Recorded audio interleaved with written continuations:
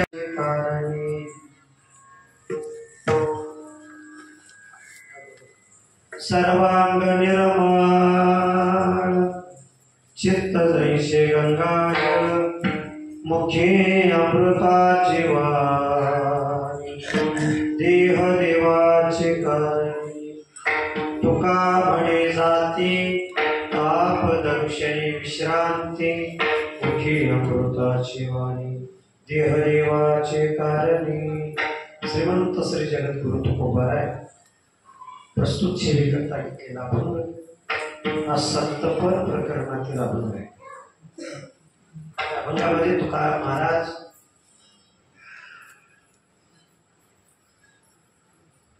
संतांची झालेली अवस्था सांग. खरं तर अभंग संतपर आहे का याच्यावर वाद आहे. अनेक विद्वानांची अनेक मत आहेत, पण हा अभंग संतपर आहे असं बहुमत एकीकडे झाले की लक्षात येते की हा अभंग संतपर आहे. मत आहे, बोलू नका बरं. उभ्या अभंगात कुठेही संत साधू भक्ता शब्द आलेला नाही, पण अभंग संतांचं वर्णन करणार. कशावरून? लिंगावरून. कशावरून? चिन्हावरून. कोणती चिन्ह आहे या अभंगात? संत साधू हा शब्द कुठंच नाही. अनेक अभंगामध्ये तुम्ही संत असंही नाही, किंवा संतांचा महिमा असंही नाही, हा किंवा संत दर्शनी हाला, कुठेच असा संतांच्या शब्द नाही, पण अभंग संतपर आहे. कशावरून? चिन्हावरून. पहिलं चिन्ह आपल्याला सांगतो, मुठी अमृताची वाणी. या जगात अमृतमय वाणी कोणाची असते? फक्त संतांची असते. यावरून हा अभंग. दुसरं, देह देवाचे कारणी. या जगात भगवत भक्ताशिवाय, महात्म्याशिवाय, साधू संतांच्या शिवाय कोणाचाही देह भगवंताच्या सेवेत रात्रंदिवस असतो असं नाही, फक्त तो संतांचा असतो. यावरून हा अभंग संतपर आहे. देह देवाचे कारणी. पुढं, सर्वांग निर्मळ. तिसरं लिंग सांगतो मी आपल्याला. स्फटिकासारखं जगात कोणाचं शरीर स्वच्छ असेल, सुंदर असेल, तर ते फक्त आणि केवळ महात्म्यांचं आहे. यावरून अभंग संतपर आहे. चित्त जैसे गंगाजळ. यावरूनही अभंग संतपर आहे. ही चारही चिन्ह जरी तुम्हाला नाही पटली, तर पाचवं जे चिन्ह आहे ते 100% पटतं. आणि पाचव्या लिंगावरून तुम्हाला असं कळतं की 100% हा संतपरच आहे. कोणतं लिंग? तुका म्हणे जाती ताप दर्शने विश्रांती. या जगात कोणाच्या दर्शनानं सामान्यांचा त्रिविध ताप जातो. असं जर चिंतन करायचं ठरलं, देवाच्याही दर्शनानं सामान्यांचा त्रिविध ताप जाईल, यात थोडीशी अडचण आहे आणि शंका. या जगात केवळ आणि केवळ संतांच्याच दर्शनानं सामान्यांचा त्रिविध ताप जातो. या लिंगावरून तर हा अभंग खात्रीशीर म्हणे जाते ताप दर्शने विश्रांती. संतांच्या दर्शनानंच ताप जातो.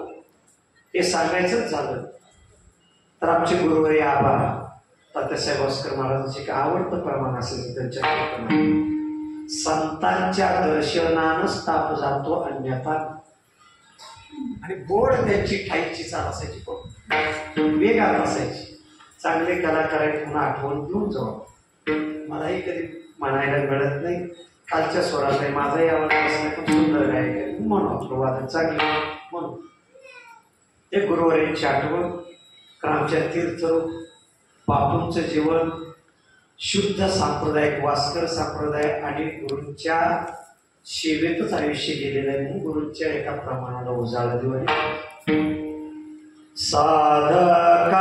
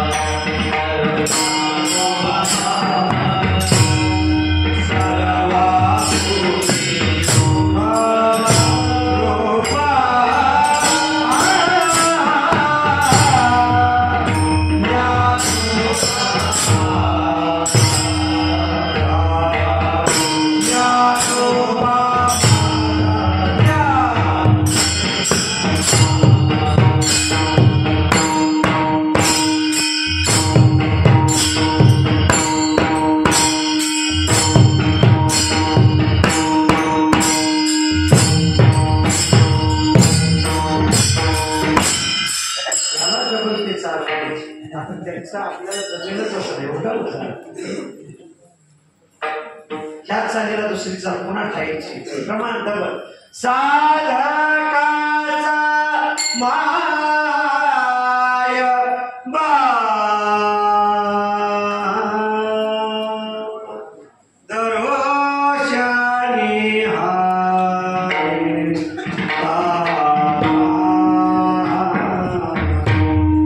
साधकाचा पुन्हा उत्तर सर्वाभूते सुख रूपा ज्ञानोबा माझा ज्ञानोबा माझा ज्ञानोबा. असं काय असायचं. प्रमाण एवढंच आहे. दरुशनी या जगात संतांच्या दर्शनाशिवाय सामान्याचा त्रिविताप जात नाही. भेटल्या काय एकमेकीच्या मैत्रिणी दिवसभर भेट नसते. असं छान. मलाही आनंद आहे सगळं तुम्ही माझ्या कीर्तनाच्या निमित्तानं तर तुमची भेट झाली. पटलं मुख्य अमृताची वाणी नाही पटलं राहू द्या. देहदेवाचे कारणी नाही पटलं राहू द्या. सर्वांग निर्मळ. पण शेवटचा आहे संतांच्या दर्शनानच जगाचा ताप जातो. या लिंगावरून तर हा कोणता आहे.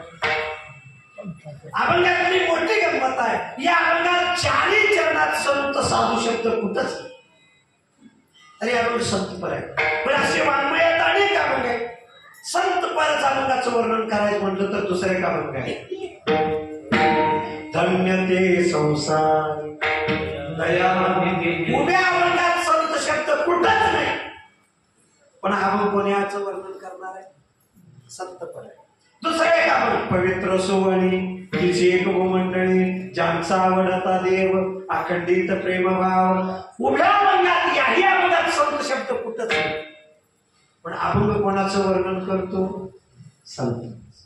म्हणजे अभंगात संत शब्द नाही पण वर्णन संतांचं आहे. कशावरून.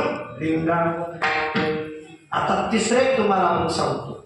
या अभंगातलं तुम्ही कोणतंही चरण म्हटला की तुमच्या पटकन लक्षात येतं की या वर्णन कोणाचं आहे. पण गंमत याच आहे एकच आहे. ज्याचं वर्णन आहे त्याचं नाव त्या अभंगात कुठंच. मोठी गंमत आहे बघा. ज्याचं वर्णन केलेलं आहे तुकोबारायांनी त्याचं त्या 4 चरणात कुठंच नाव नाही. पण त्यातलं पहिलं दुसरं तिसरं कोणतंही चरण तुम्ही जर म्हटला की तुमच्या लक्षात येते 100% याच माणसाचे.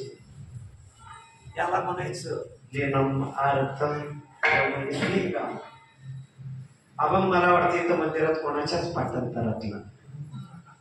तुमच्याही नाही तुमच्याही नाही तुमच्या नाही माझ्याही नाही. तुम्ही कधी ऐकलाही नसेल. फक्त मी म्हणतो म्हणून मागे नीट म्हणा बरं का. अक्षर चुकतील. कधीच तुम्ही ऐकला. आनंदीत राहून ऐकला नाही. पंढरपुरात राहून ऐकला नाही. मीही कधी ऐकला असा कोणाच्याच पाठांतरातला नाही म्हटल्यावर लक्षात. सुंदर ते ध्यान उभे देवा. सुंदर ते ध्यान उभे देवा.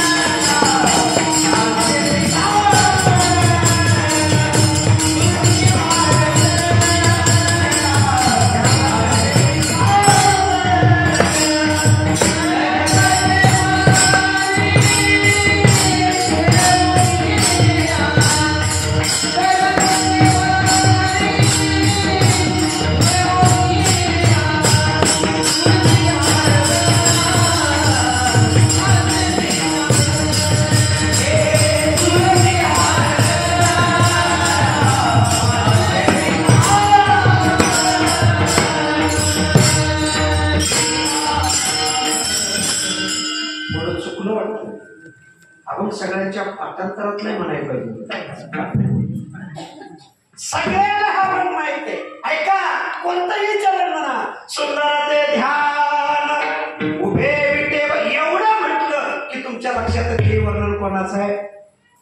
आमच्या काळोबाचं आहे. दुसरं म्हणून बघा, तुळशी हार गळा, किंवा तिसरं म्हणा, मकर कुंडले तळपती सवारी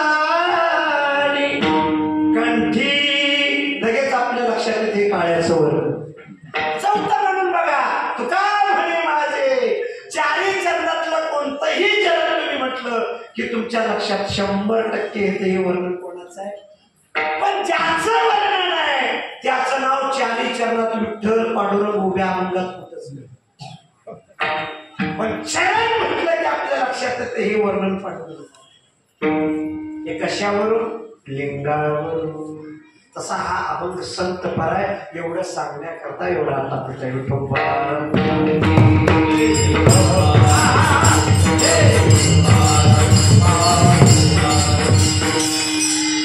आळंदीकरांचे विठ्ठल विठ्ठल भजन आमचे भजन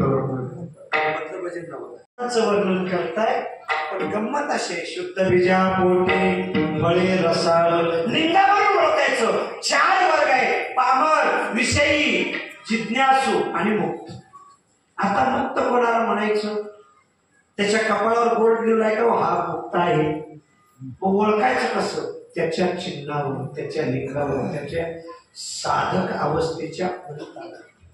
एखादा जिज्ञासू आहे, कसं ओळखायचं? त्याच्या चिकित्सक बुद्धीवर, त्याच्या ध्येय वेडेपणावर. त्याच्याकरता काही बोर्ड लावलाय का त्याच्या पाठीवर? एखादा विषयी आहे, कसं ओळखायचं? त्याच्या विषयपणाच्या लपटपणाने ओळखायचा हा विषय. हा सोपं करून सांगतो, मूर्ख माणूस आहे कसं ओळखायचं? जसं विटा, पंढरपूर, कराड, सोलापूर एसटीला बोर्ड असतो, तशाच्या पाठीला बोर्ड लिहिलाय का हा बोर्ड आहे का? मग ओळखायचं कसं? त्याच्या वागण्यावरून. सोपं करून सांगतो, लिंग चिन्ह म्हणजे त्याचं वागणं, त्याच्या वागण्यावर ओळखायचं. चला, थंडीचे दिवस आहे, पहाटेची वेळ आहे, आणि त्या घरातली माय माऊली उठली. 2-3 लेकर आहेत तिला. तिने विचार केला अर्ध्या तासात स्कूल बस जावं. आपल्याला अर्ध्या तासात मुलांना आंघोळ्या घातल्या पाहिजे, त्यांना युनिफॉर्म चढवला पाहिजे, त्यांच्या बॅगा तयार केल्या पाहिजेत, इकडं स्वयंपाक झाला पाहिजे, डबे तयार झाले पाहिजेत, डब्यांच्या पिशव्या तयार झाल्या पाहिजेत. हे काम आहे का? बर, पूर्वीची शाळा वेगळी.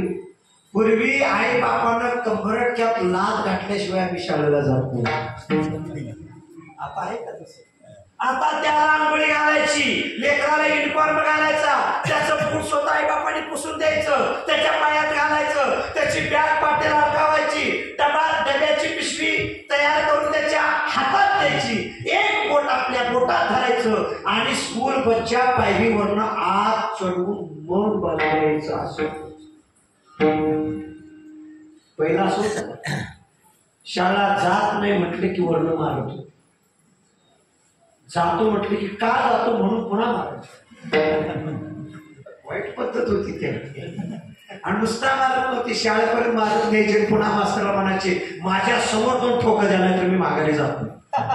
मास्तरला 2 ठोकं द्यायचं, मग बापाचं समाधान करायचं. काय सांगावं असल्याशिवाय. ती माय पहाटे उठली, अर्ध्या तासात 2-3 लेकरांना आंघोळी घालायची, इकडं स्वयंपाक तयार करायचा, मुलांना युनिफॉर्म घालायचा, इकडं डबे तयार करायचे. म्हणून तिनं डबल काम करायला सुरुवात केली. रोजची सवय होती. इकडं चूल पेटवली आणि तिकडे पुरीला आंघोळी घालायला गेली. इकडे पुरीला आंघोळी घालेपर्यंत तिकडे चुलीचा आर झाला की इकडे एखादी भाजीला फोडणी द्यायचं, पुन्हा दुसऱ्या पोराला आंघोळीला घ्यायचं. अर्ध्या तासात सगळं आवरलं पाहिजे. इकडे पोरांच्या आंघोळ्या झाल्या, त्यांनी नुसता एखादा शर्ट एखादी बटन अडकवपर्यंत कणिक मारायचं. लगेच एकदम दोन्ही कामं व्हावी. बुद्धी पहाटे उठली, कामाला लागली, इकडं चूल पेटवली, मोठी मोठी मोठी मोठी लाकडं घातली, मुलाला आंघोळी घालायला गेले. एवढ्यात नवरोबा उठले, थंडीचे दिवस, आणि आयत चुलीत आर दिसला. मग आयत याला काय नको वाटते? जसा उठला तसं चुलीपाशी जाऊन म्हशीसारखं बसून शेवटी घ्यायला लागला. थंडीचे दिवस तिनं मुलाला आंघोळी घातली. पळत पळत एखादी फुडणी टाकावी, कांदा चिरावा, मिरची चिरावी, काय तर करावं. चुलीकडे आले तर नवरोबाने चुलीची जागा धरली. आता किती केलं तर नवरा बायको म्हणल्यावर जरा एकांतात बोलला. ती म्हणाली तुम्हाला काय अक्कल आहे का? म्हणजे पहाटेच मी का उठले? अर्ध्या तासात मुलांचं आवरायचं, स्वयंपाक तयार करायचा, डबे तयार करायचे. एकदा स्कूल बस गेली तर पुन्हा मुलं सोडायला 8-10 किलोमीटर आपल्याला जावं लागेल. म्हणून मी आवरण्याकरता उठले. माझी एकतरी गडबड आणि तुम्ही चूल धरून बसलाय. अक्कल आहे का? म्हणले मूर्ख कुठले, उठा. सकाळ सकाळी बायकोने एवढं गोड बोलल्यावर मजा वाटते. हे जे रागाच्या भरात उठला तसं डोळं चोळत जाऊन उभऱ्यात जाऊन बसला.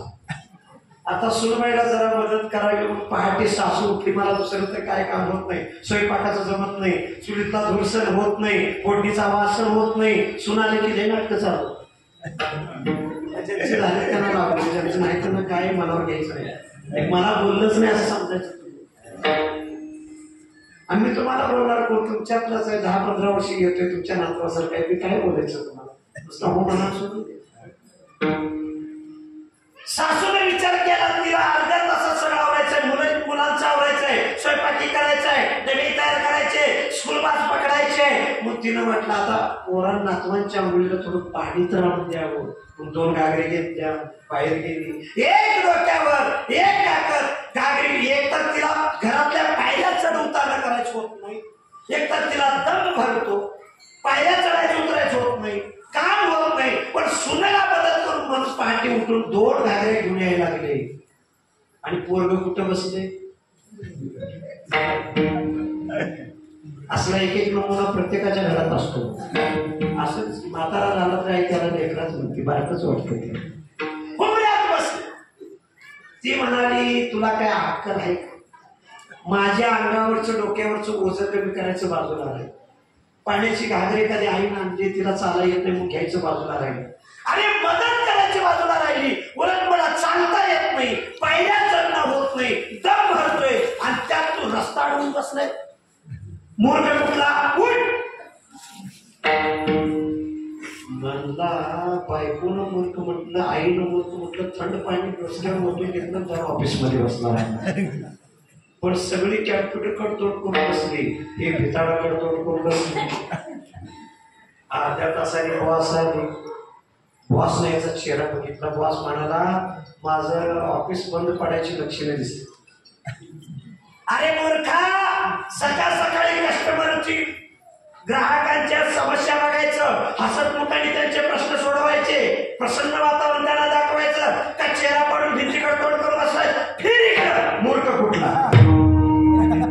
मला आज मोठं दिवस उघडे कोणाला बायको मूर्ख म्हणली, आई मूर्ख म्हणली, ऑफिसर बॉस मालक मूर्ख म्हणाला. या गावातच राहायचं नाही म्हणलं. काय करायचं म्हणलं? बॅग भरली, बॅग उचलली, घराच्या बाहेर पडला. पण रस्त्याने जावं तर गावकरी शोधून काढतील म्हणजे कोणाला गावायचंच नाही. बऱ्याच रुसणाऱ्याला एक मजा असते. आपण रुसलेला घराबारा सकट, गल्ली सकट गावाची हत्या करायची, सगळ्यांना दिवसभर पळवायचं म्हणजे. त्याशिवाय मजा शाहिरीत बघ, त्या पितळाचा बघ, सगळं गाव ऐकायला पाहिजे म्हणजे. त्याशिवाय मजा वाटत नाही. पण रुसणारी माणसं सहज रुसत आणि दुसरी तर गावाला घाम फुटल्याशिवाय सोडत. ते मधलं उसात शिरलं म्हणजे रस्त्याने गेलं तर कुणी इतर येऊन सापडायचं नाही म्हणला कोणाला. उसात ती नदी काठी आला, नदी पास केली की दुसरं गाव लागलं. पुन्हा तिकडं पण आपल्याला शोधायला यायचं. आठवडाभर तर घावायचं नाही म्हणजे अभ्यास करायची सगळं. नदीत आला, दुपारच्या 12 वाजलेल्या. बोलू नका.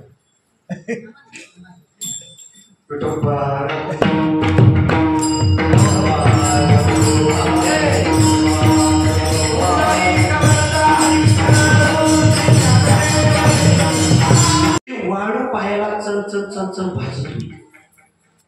दुष्काळ पडलेला, 2 महिने पाणी नव्हतं. इकडे तिकडे बघितलं, नदीत कोण नव्हतं. नदीत एक डबरं दिसली. झरा का नव्हता गावकऱ्यांनी, प्यायला पाणीच नव्हतं गावाला. आणि त्या झऱ्यात काळावर पाणी होतं. लोक गागरी घेऊन यायची, भांड्यानं त्यातलं पाणी भरायचं, घरला घेऊन जायचं. यानं त्यात हात लागले, काय थंड आहे, एवढ्या उन्हात एवढं थंड. खुर्चीवर बसल्यासारखं त्या पाण्यात पाय सोडून निवांत पाय हलवून बसला. त्या गावातल्या 4-5 मायमावल्या आल्या, शेजारच्या गावातल्या, नदीकाठच्या गावातल्या. प्रत्येकीच्या डोक्यावर घागऱ्या, हातात भांड आहे. प्रत्येकीनं त्यातलं पाणी भरायचं, घेऊन जायचं. त्या आम्ही आल्या आल्या बायकांनी बघितलं, त्या झऱ्यात पाय टाकून, पाय सोडून आपलं पाय पाण्यात घालून बसले. त्यातली म्हातारी म्हणाली, कुठल्या राज्यात आलास रे मूर्खा, तुला काय अक्कल आहे का? अरे अख्खं गाव 2 महिने या डबऱ्यावर आहे. अख्ख्या गावाला या डबऱ्याशिवाय पाणी नाही. अख्खं गाव या डबऱ्यातल्या पाण्याला तीर्थ म्हणून पुजून प्यायला लागले. हा, तीर्थासारखा मी जपायला लागलो. अख्खं गाव एवढ्या झऱ्यावर आहे, आणि तू त्यात पाय सोडून बसला, मूर्ख कुठला. उठ. शिव म्हणला, मावशी मला मूर्ख म्हणते ते तुम्हाला आता काय तुझ्या पाठीवर बोर्ड लावायचंय का? हा मूर्ख आहे. हे याच्या वागण्यावर किती लिंगम तसं हा अभंग संत पर आहे. त्या अभंगातल्या विषयावर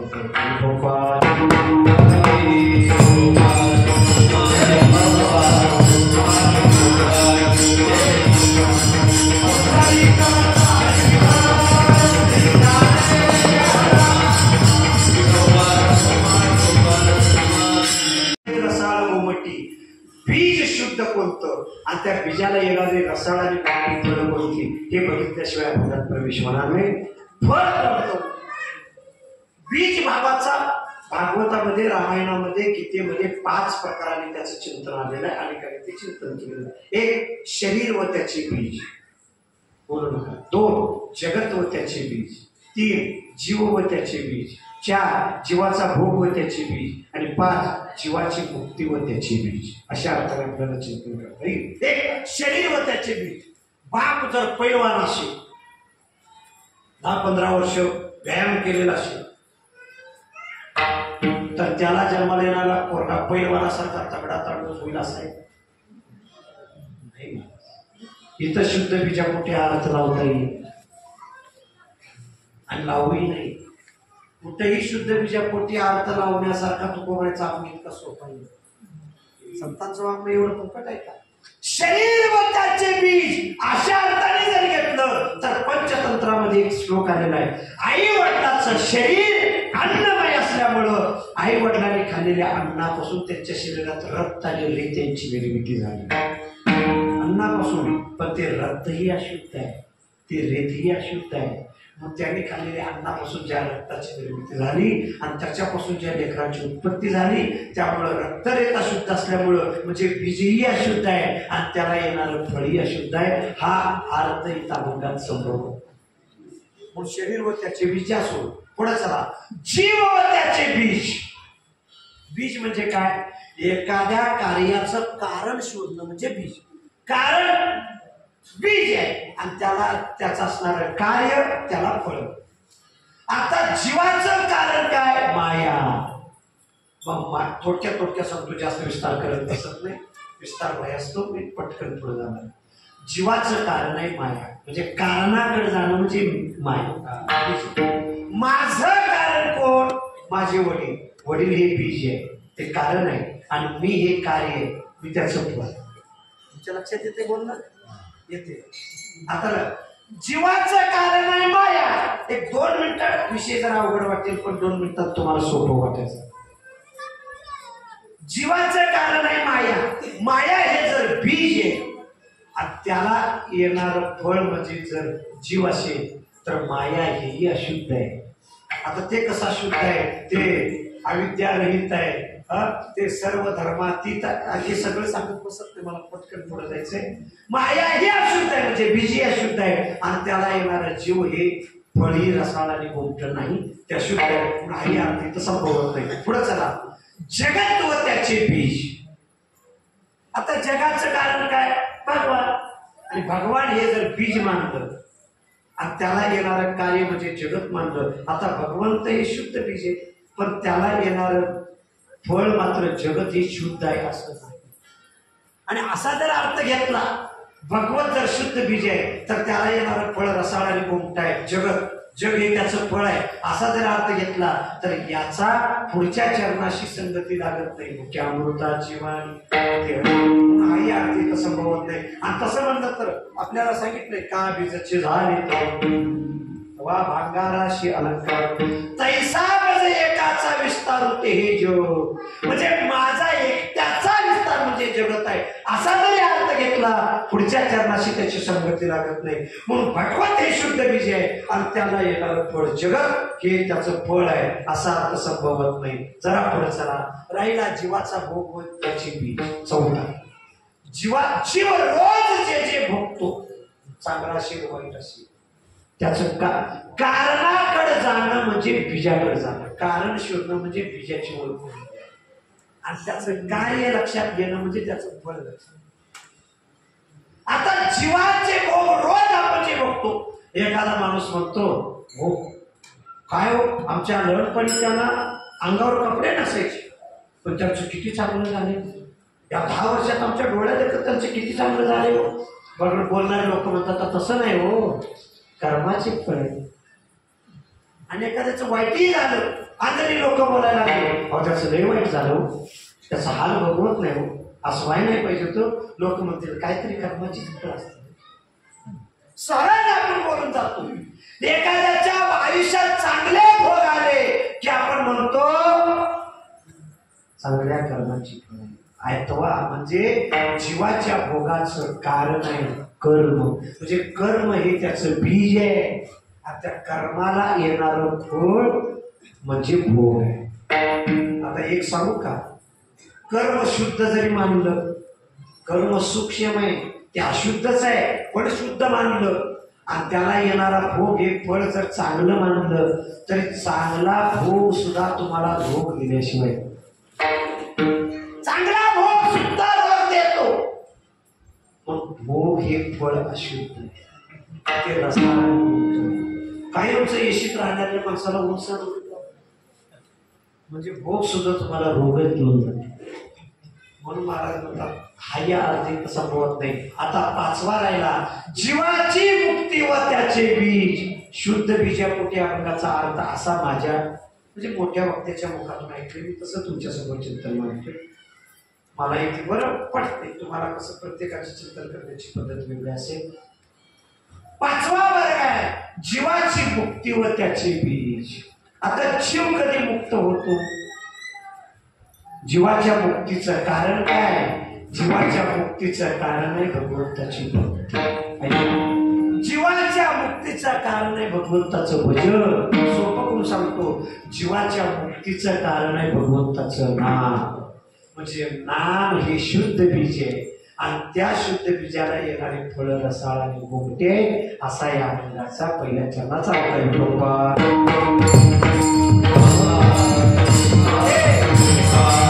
जीवाच्या मुक्तीचं कारण आहे ना.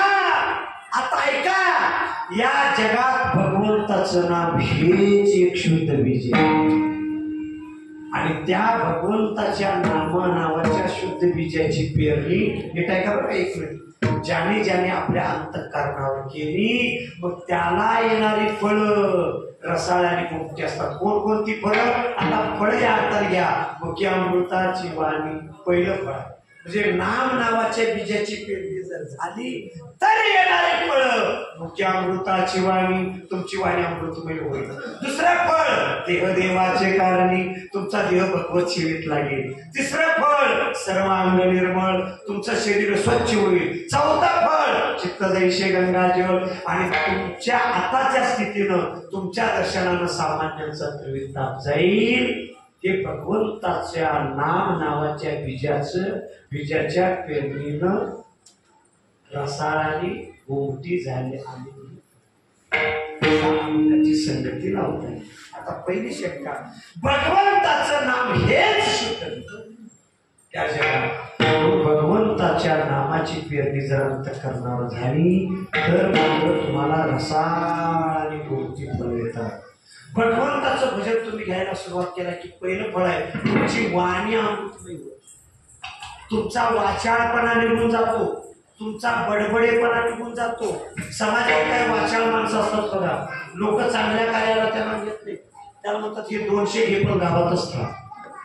तू तिकडं म्हणवा आणि ज्याच्या वाणीला भगवंताच्या भजनाचा नियम आहे त्याची वाणी आले मुका वाटे अमृत वचन किंवा मधुरा वाणी होते.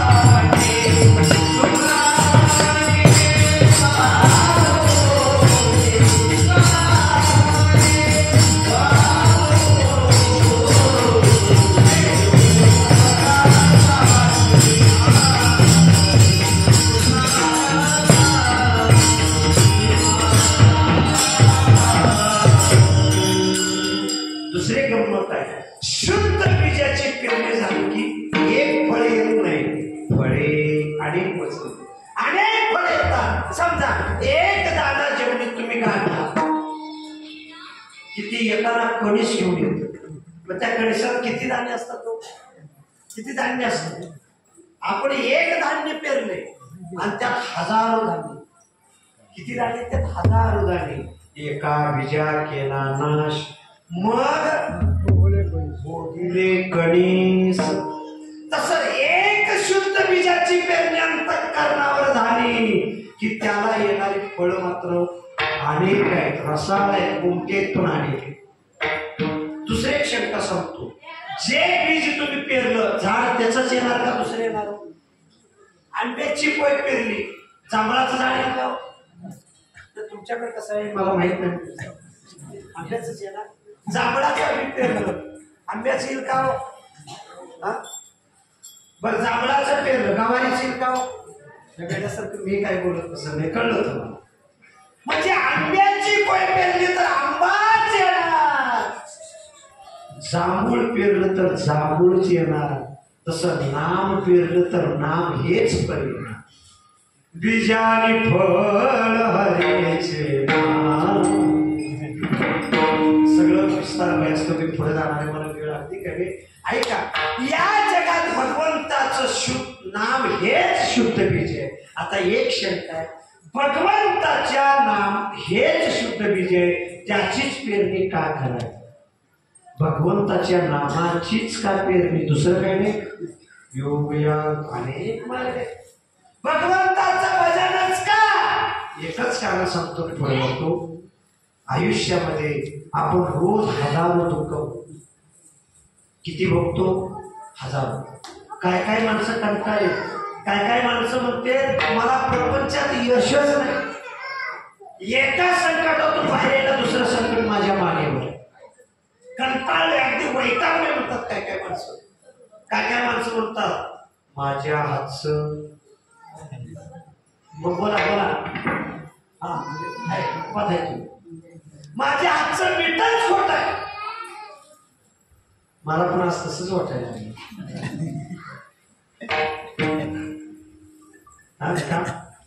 एकही माणूस माझ्याकडे लक्ष दिला. ऐका, पावले पावले आपल्या प्रपंचात आपल्यावर दुःख आहे.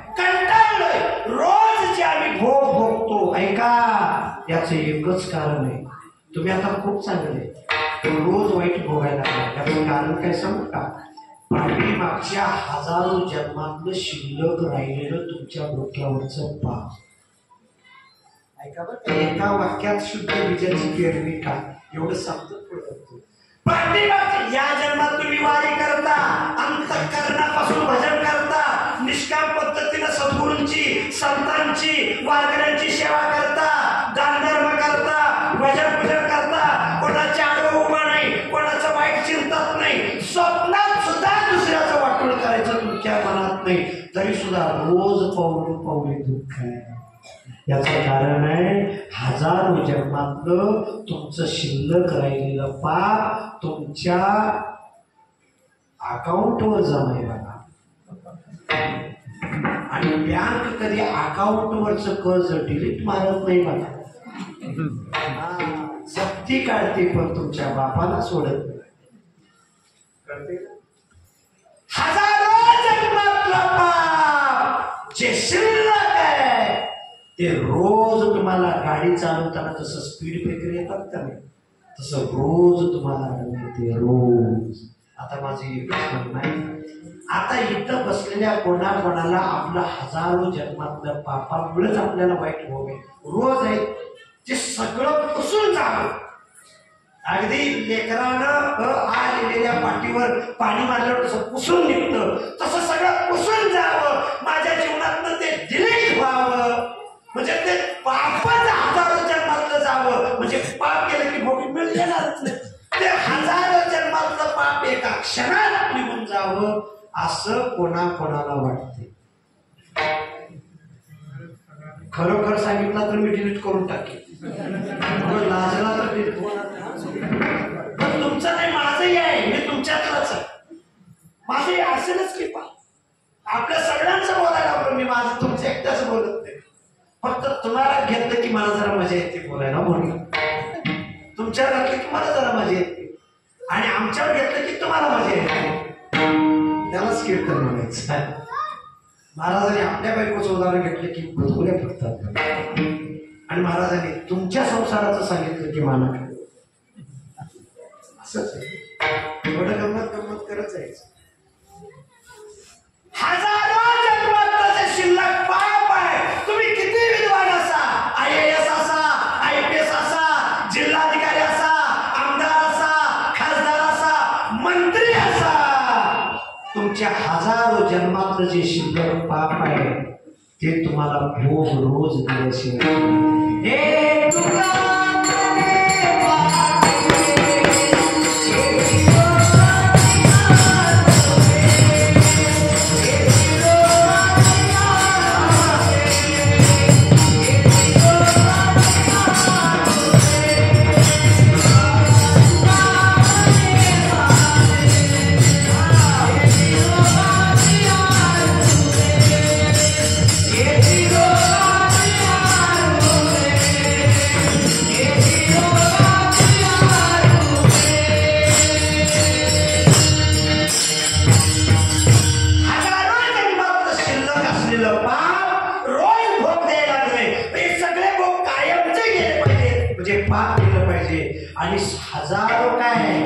लाखो जन्मातलं पाप एकाच वेळेला आणि एकाच क्षणात घालवण्याचं साधन म्हणजे फक्त नामस्मरण.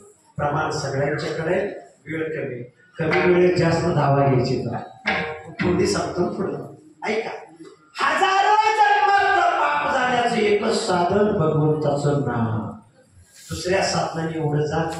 मी तुम्हाला एक उदाहरण सांगतो म्हणजे लक्षात येईल. आपल्याकडे आता उन्हाळ्याचे दिवस आहेत, या दिवसात आपल्याकडे ज्वारी निघते पण आहे का? ज्वारी पण असे काढले असेल. आपण ज्वारी काढतो, पेंड्या बांधतो, खोडणी मोडणी करतो, रास करतो, ज्वारी पोतीकडून घरात करतो, आणि त्या पेंड्या ज्या असतात ना ज्वारीच्या कडब्याच्या, ज्याची 1-2 जनावर आहे तो 100-500 पेंडी रचून ठेवतो पावसाळ्यातली व्यवस्था म्हणून. ज्याची 5-10 जनावर आहे तो 1000 पेंडी रचून ठेवतो. ज्याची 20 जनावर आहे तो 2000 पेंडी रचून ठेवतो. त्याला आपल्याकडे काय म्हणतात? बनी किंवा गंज वगैरे म्हणतात, बनी म्हणतात. आता मला सांगा, एक 500 पेंड्यांची बनी आणि आपल्याला ती पेटवायची, प्रयोगच करायचा आहे बरं का. काय करायचंय? पेटवायची. म्हणजे दुसऱ्यांच्या पेटून येतात आपलीच पेटवायची. आता बोलत चला पटकन. 500 पेंड्यांची बलीमा आहे, आपल्याला ती पेटवायचे. खरं सांगा किती काडीपेटीची बॉक्स लागतील? असं बोलत चला एक काडी. पण प्रयोग करायचा काय घ्यायचं तर आपल्याला प्रयोगच करायचा आहे. ही प्रयोगशाळा आहे आपली. पण पुढे चला दुसरी 1000 पेंड्यांची बलीमा आहे शेजाऱ्याची, ती पण आपल्याला पेटवायची. आता किती काढ्या? 2000 पेंड्यांची तिसरी बली, किती काढायला? वा, एवढा आत्मविश्वास. हे प्रयोगाला प्रॅक्टिकली येते बरं का. 34 बलीमा आहे, 5000 ची बलीमा आहे. 5000 पेंड्या. बोला किती काढायला? 10,000 पेंड्यांची बलीमा आहे, किती काढायला? तुमचं डिपार्टमेंट आहे, तुम्ही जरा जोरात. ये 50,000 पेंड्यांची बलीमा आहे. बोलत चला किती काढायला? मग बोला ताई किती काढायला? हाय अनुभव आहे काय? 1,00,000 पेंड्यांची बलीमा आहे, किती काढायला लागते? दुसऱ्याच्या सासा सुनात पांढरं लावणारे पहिलं सांगायचं.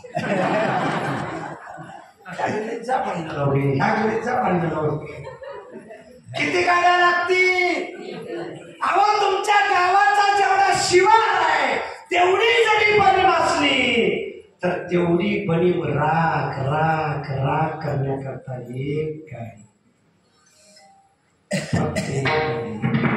तसं तुमच्या हजारो जन्मातलं पाप एकाच क्षणात घालवण्याकरता एक नाम, 1000 वेळा नाम नाही, देवाचं फक्त एक नाम जर टाळी वाजून अंतःकरणापासून घेतलं, एक टाळी जसा हजारो पेंड्या राख राख राख करते तसं भगवंताचं एक नाम हजारो जन्मात. रणाग्नी मिळे समरस झाले तैशे नामे केले, म्हणून भगवंताचं नाव हेच या जगात शुद्ध.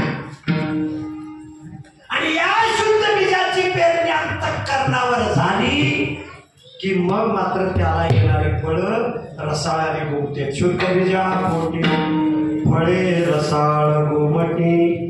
खरं सांगावं नाम हे शुद्ध बीज आहे, पण नाम काय असावं? आता संतांचं नाम हा काय विषय आहे, आमचाही नाम हा तोच विषय व्हावा. एका मिनिटात सांगतो, मी लगेच पुढच्या चरणात जाणार आहे. खरं सांगावं पाणी कोणाकोणाला आवडते तुमच्यापैकी? सर्वांना. ठीक. चिकनवाटीची माणसं लयच खरं बोलतात. एवढे खरं बोलले जातात. तुमच्यापैकी मंडपात बसलेल्या सगळ्यांना पाणी आवडतं. माझा दुसरा प्रश्न आहे, आता गरज कोणाकोणाला पाण्याची आवडते? ठीक आहे, पण गरज प्रत्येक. हा, गरज कमी जास्त असू शकते. एखादा योगासन करणारा, प्राणायाम करणारा, व्यायाम करणारा सकाळी उठल्या उठल्या लिटरभर पाणी पिऊनच अंथरुणातून उठतो.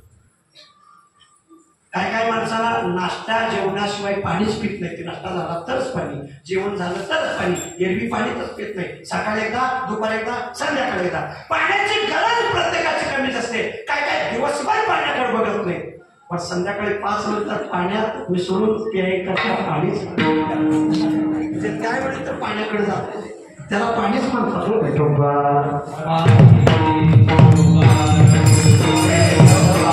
गरजच नाही पाण्याची. असा कोण आहे का? असा असला तर हात करावर कमी लगेच पाया पडणार. मला पाण्याची आवडच नाही असा कोण असला तर उठून उभा राहा. श्री संतांचे संतांना दंडवत घालतो. या जगात पुरुष स्त्रिया सोडा हो, खेड्या मुंग्यापासून अरण्यातल्या हिंस्र वन्य प्राण्यापर्यंत प्रत्येक जीवाला पाणी आवडतं आणि पाण्याची गरज आहे. आता माझं बोलणं जरा नीट समजावून घ्या.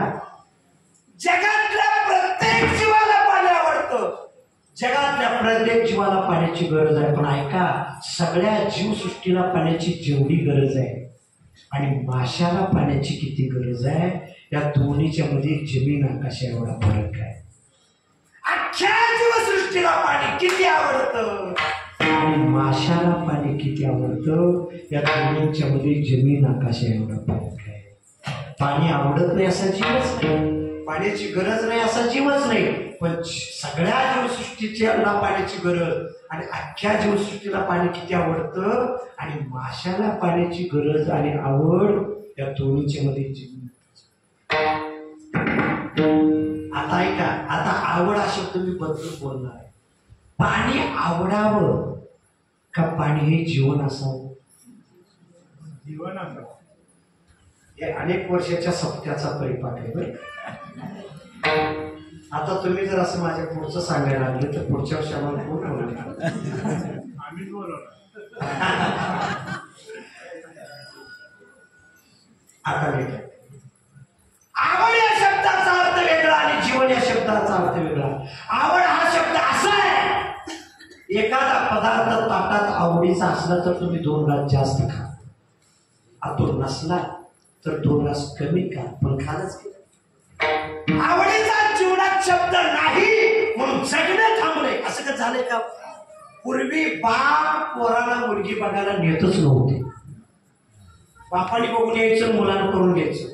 आवडती नसली तरी 2-2 लेकरं झालीच की आपल्या. म्हणजे जुन्या लोकांनी संसार केलाच. मला बोलणं एवढंच आहे माझं, मी फक्त व्यवहारात उदाहरण देतोय. मला शास्त्र सांगायचं आहे, आवड हा शब्द आवडीचा विषय नसला तरी जीवन थांबत नाही. पण जीवन या शब्दाचा अर्थ आहे ज्याच्याशिवाय आपण जगू शकत नाही, त्याला काय म्हणतो? काय लोक म्हणतात पत्नी हे माझं जीवन आहे. जीवन हा शब्द बायका पोराला लावायचा नाही, शास्त्राने त्याचा अर्थ केलाय. जीवन हा शब्द डोंगरेजी महाराज त्यांचा श्रीमद भागवत ग्रंथ आहे. एक काळ भागवत कथेनं अख्खा महाराष्ट्र ढवळून टाकतात. ते डोंगरेजी महाराज म्हणायचे, बायको नवऱ्याला म्हणते म्हणे, अहो माझं की नाही तुमच्यावर की नाही खूप प्रेम आहे. डोंगरेजी महाराज म्हणायचे की वाक्य खूप लवाड आहे हो. जीवन या शब्दाचा अर्थ आहे ज्याच्याशिवाय जगू शकत नाही. अरे पाण्याला आपल्याला पाण्याची गरज आहे, आवड आहे, पण एखादा दिवस पाणी नाही मिळालं तर आपला प्राण जात नाही. पण माशाला एवढी गरज आहे, ते पाण्यातलं बाहेर आलं की त्याला जगण्याची इच्छाच, ते प्राण सोडतं पण पाण्याच्या बाहेर. आता माझं म्हणणं आहे का, माशाला पाणी जसं जीवन आहे ना, तसं प्रपंचामध्ये नामस्मरण भक्ती हे आपल्या वारकऱ्यांचं प्रापंचिकाचं जीवन असतं. भगवंताचं नाव हे आपलं जर जीवन झालं तर मग मात्र आम्हाला येणारी फळं रसाळ आणि मोठे अमृत. मग जीवना वाचून तळमळी मासा प्रकार हा तैसा होतो जीवा. जैशी जीवना वेगळी मासोळी तैसा बोधा लागी तळमळी. जीवना वाचून माश्याचे चित्त अनेक प्रमाणे किंवा जीवना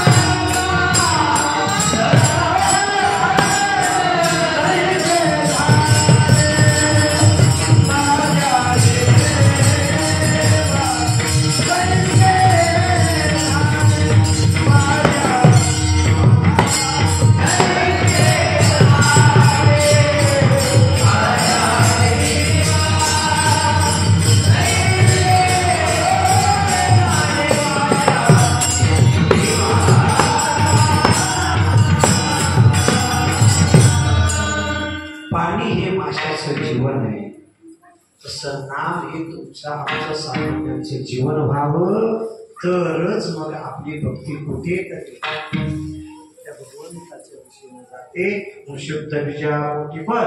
आता दुसरी शंका, नाम हेच शुद्ध बीज आहे. कशावरून?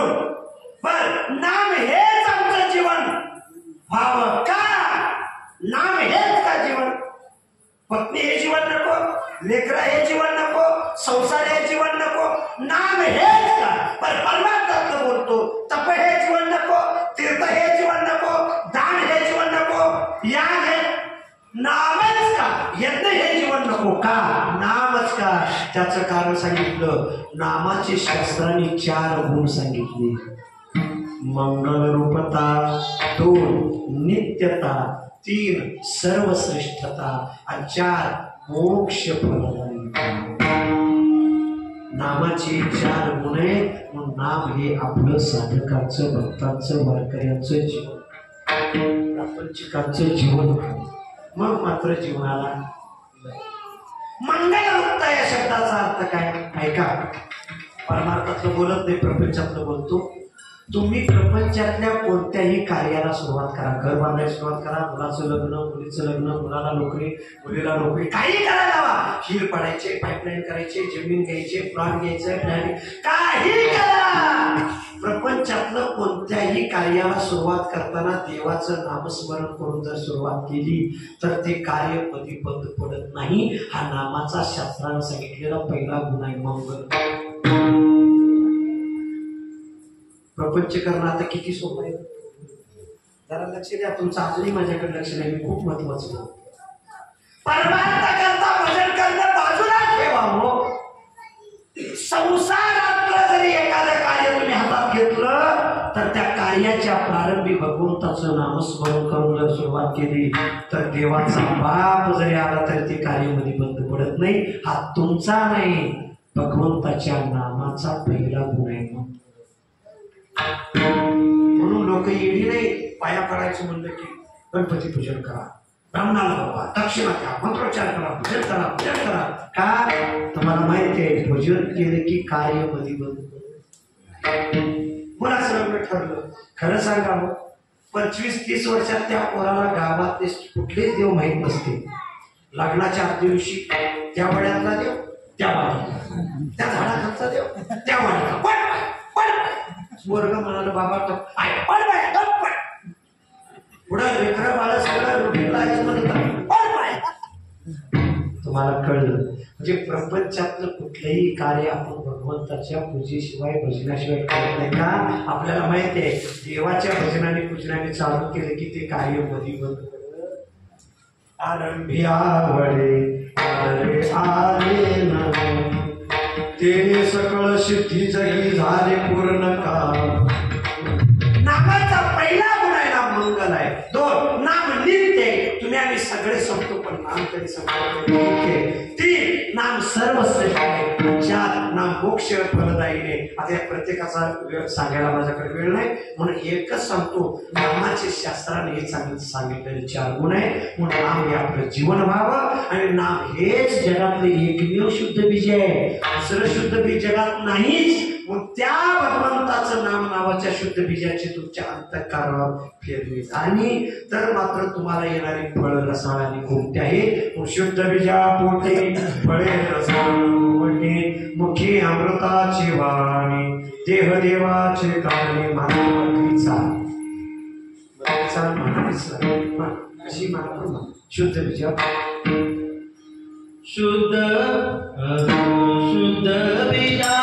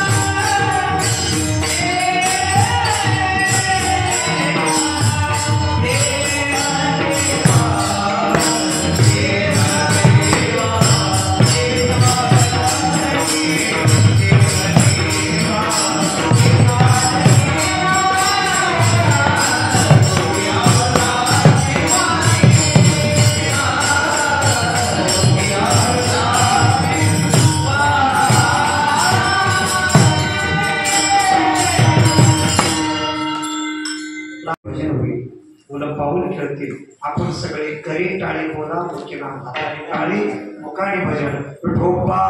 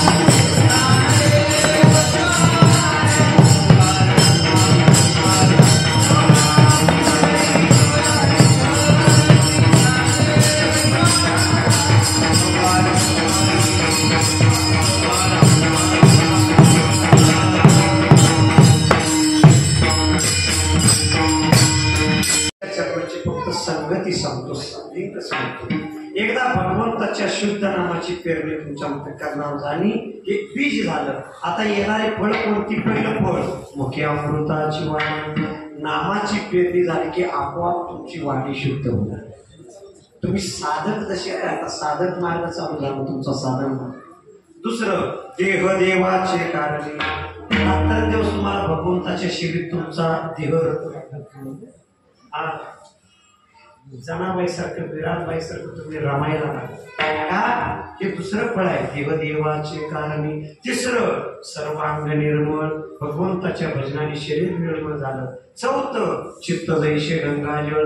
गंगे जळाप्रमाणे चित्त शुद्ध झालं आणि आता मात्र तुम्ही महात्मेच झाला आणि आता तुमच्या दर्शनानं सामान्यांचा प्रविताप झाला. तुका म्हणे जाते दर्शने विश्रांती. भगवंताच्या नामाची पेरणी झाली की वाणी अमृत होते. दुसरं देह देवाच्या कारणात लागतो. किती लागतो? सगळा प्रसंग सांगितले.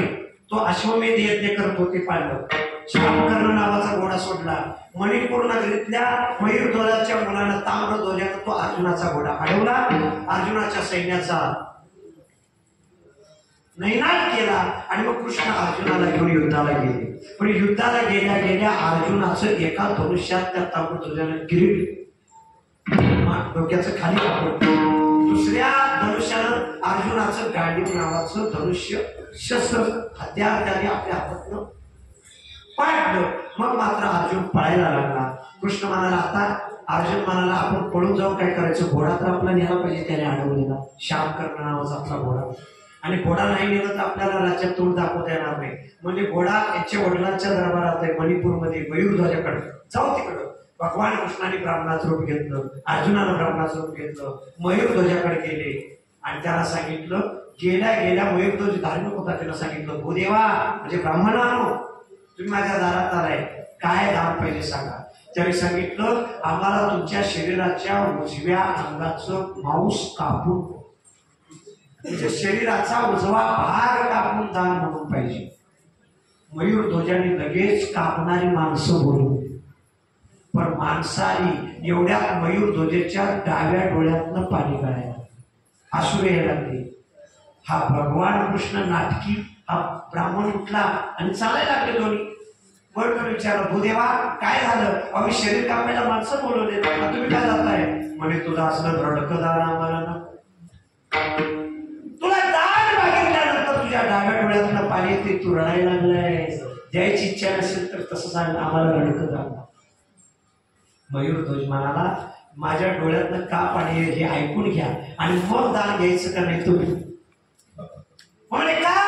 आणि मग मयूरध्वज सांगितलं, माझं उजवं शरीर ब्राह्मणाला दान चाललंय, मग उजवा भाग शरीराचा आनंदित आहे, पण डावा डोळा रडतोय.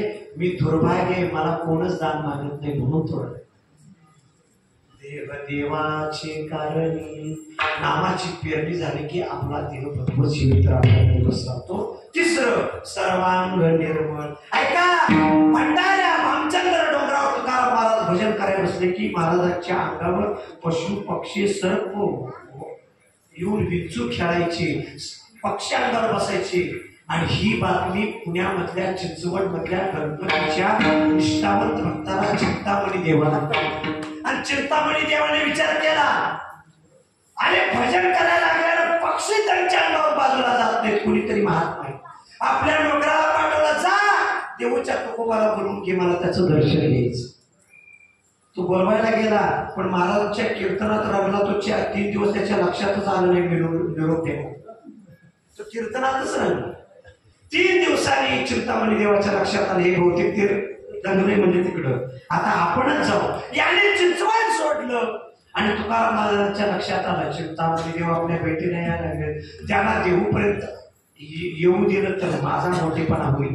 मग त्याने चिंतामणी देवाने चिंचवड सोडलं, यानेही देऊन सोडलं, आणि दोघांची मधोमध रस्त्यात दोघांनी एकमेकाला आलिंगन दिलं, एका दगडावरती बसले. चिंतामणी एका मोठ्या वक्त्याच्या मुखातून मी ऐकले, चिंतामणी देवाने तुकोबारायांचा हात पकडला आणि विचारलं, महाराज मला कळले तुम्ही कोण, पण मनाची शंका समाधान म्हणून एक विचार.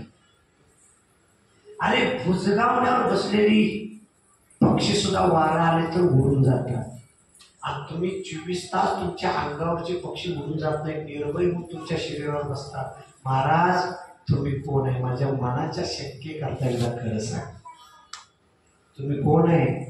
आणि मग त्याने असं सांगितलं, त्या मोठ्या वक्त्याच्या मुखातून ऐकलं, तुकोबाराने आपली मांडी फाडली, आत हाडं नव्हती, मांस नव्हतं, रक्त नव्हतं, कापसासारखा पांढरा शुभ्र, सर्व अंग निर्मळ. हे भगवंताच्या नामाने होणार येणारं फळ आहे. आणि शेवटचं चित्त जाईल शे गंगाजळ, आणि अशी अवस्था झाली की मग तुमच्या दर्शनानंतर समाजांचा तीर्थात जातो. म्हणजे तुम्ही संतच होता म्हणून संत करतात. आपण संपला. आता जे बोलायचे 2 मिनिटांमध्ये त्या अनुषंगानं कार्यक्रमाचे त्या मौजे जकीरवाडी तर चालत असणारा अखंड हरिनाम सप्ताह 6वी 7वी पासून कीर्तनाला येत होतो. माझी आणि आदरणीय बापूंची भेट मी कीर्तन करायला लागल्या पहिली भेट झाली चालू. ज्ञानोबांच्या समाज सोहळ्याला आमची भास्कर महाराजांची दिंडी पंढरपुरातून चालत जायची. पौर्णिमे दिवशी दुपारी निघायचं, सप्तमीला पोचायचं हा, आणि तेव्हापासून आम्ही दिंडीत असायचो. आणि सप्तमी पासून त्रयोदशी पर्यंत समाधी सोहळ्या करतात. अष्टमीला आमच्या मला भगवानची पुण्यतिथी व्हायची आणि नवमी पासून भजन कीर्तन चालू व्हायचं. दशमी, एकादशी, द्वादशी, त्रयोदशी समाज सोहळ्यापर्यंत थांबायचो. आणि एकादशीला आदरणीय बापू आणि वासुदेवचे अण्णा हे वर्षाने आणि तिथं आले की त्यांनी रेवण सिद्धाच्या तारखा समाधी सोहळ्याला, रेवण सिद्धाच्या शिवरात्रीला पालन असताना त्या तारखा बापूंनी ना अण्णांनी तिथं घ्यायची आळंदी. आणि मग तिथं एकदा पहिल्यांदा यांची भेट झाली. कुणीतरी सांगितलं की आरतीचा तुकाराम छोटा मुलगा आहे, परवा पहिल्याच वारीमध्ये पंढरपुरात त्याला परवानगी मिळाली आणि सासवडमध्ये सोहळ्यात त्याचं कीर्तन झाले मुक्कामी आणि त्याची तारीख घेतली. मालकाने सांगितलं आणि बापूने लगेच माझी तारीख घेतली.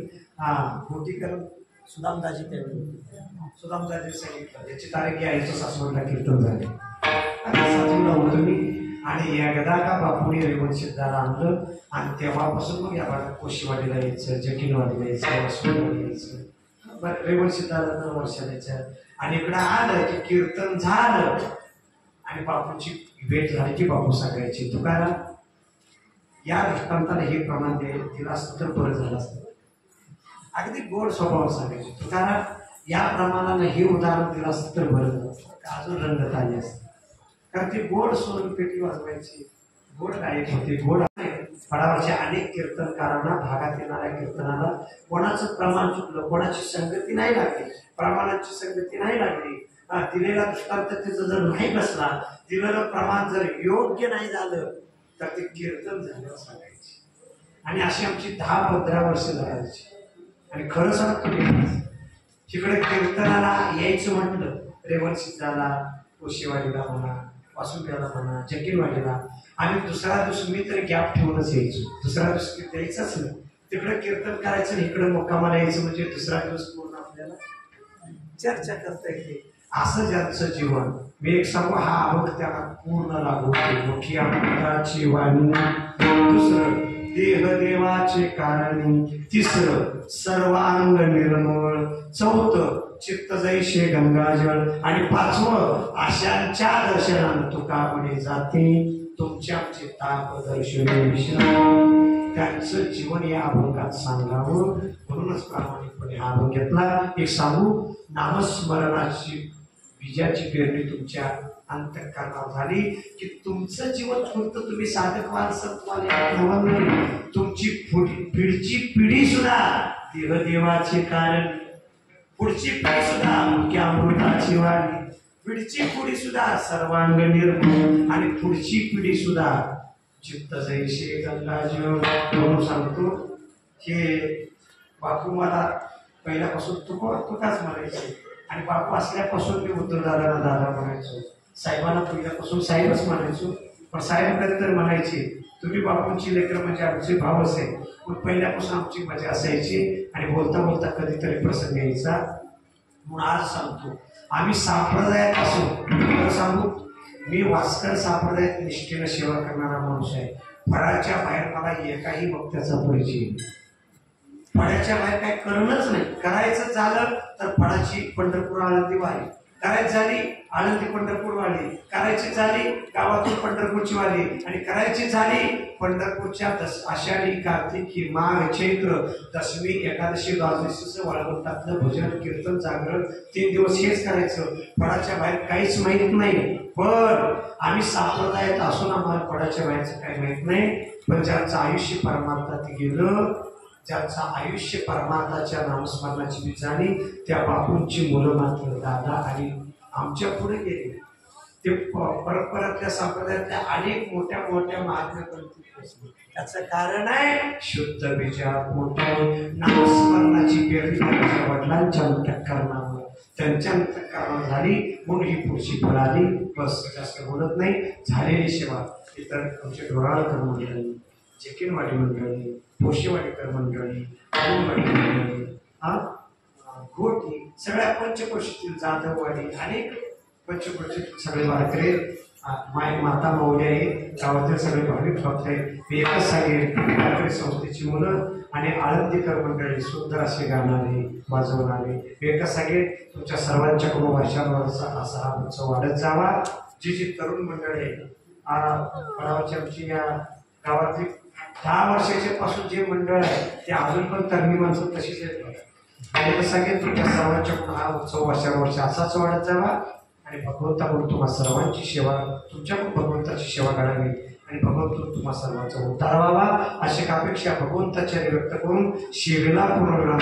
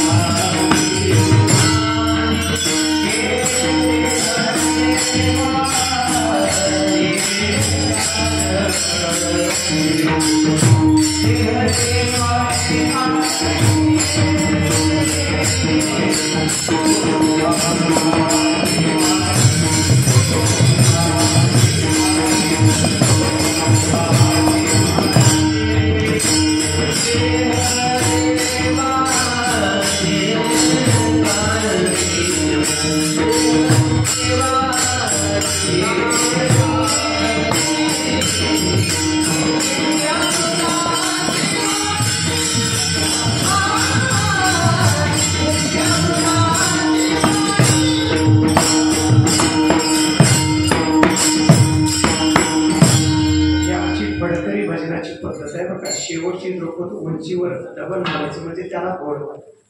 किंबहुना तुमचे धर्म कीर्तन हे श्री येत माझे जेवरले पाय कपर तुका म्हणे माझे पायकीच भणे तुम्ही बहुत केली स्वामी सेवा विठ्ठल जय जय.